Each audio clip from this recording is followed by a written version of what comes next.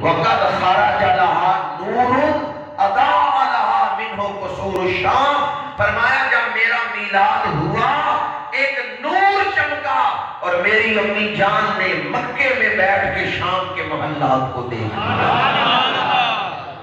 میں اپنی تمام تر کوشش کے باوجود لفظ امی کے اندر جو پیار ہے اس کو نہیں بیان کر سکتا۔ جب حضور نے فرمایا میری امی جان، ماؤں سے محبت کرنے والوں ذرا اس لفظ پہ غور کرو، وَرُؤْيَا أُمِّيَ الَّتِي رَأَتْ حِينَ وَدَعَتْنِي وَقَدْ خَرَجَ لَهَا نُورٌ۔ فرمایا میری امی جان نے دیکھا۔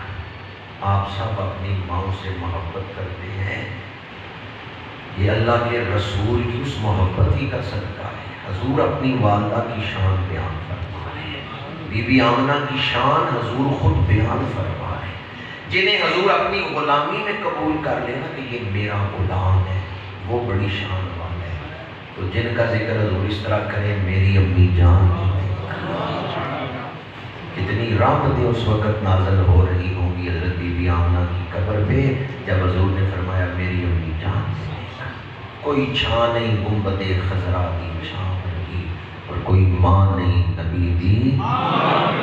بعض لوگ ان کے ایمان پر بحث کرتے ہیں، میں کہتا ہوں ہمیں اپنے ایمان کی فکر کرنی چاہیے، وہ تو چنی ہوئی ہستیاں ہیں۔ یہ کوئی اتفاقی واقعہ نہیں ہے کہ حضرت عبداللہ کا نکاح حضرت بی بی آمنہ سے ہوا اور جو ہستی تشریف لائے انہیں اللہ نے آخری نبی بنا دیا، نہیں، ہر چیز اللہ نے خود منتخب فرمائی، ہر چیز اللہ نے خود منتخب فرمائی۔ کس شہر میں محبوب کو بھیجنا ہے، کس زمانے میں بھیجنا ہے، کس دن بھیجنا ہے، کس خاندان میں بھیجنا ہے، والدین بھی اللہ نے خود منتخب فرمائے۔ حضرت بی بی آمنہ چنی ہوئی خاتون ہے، اس پر بھی میں آپ کو آیت سنا رہا ہوں۔ حضرت بی بی مریم کے پاس فرشتے آئے۔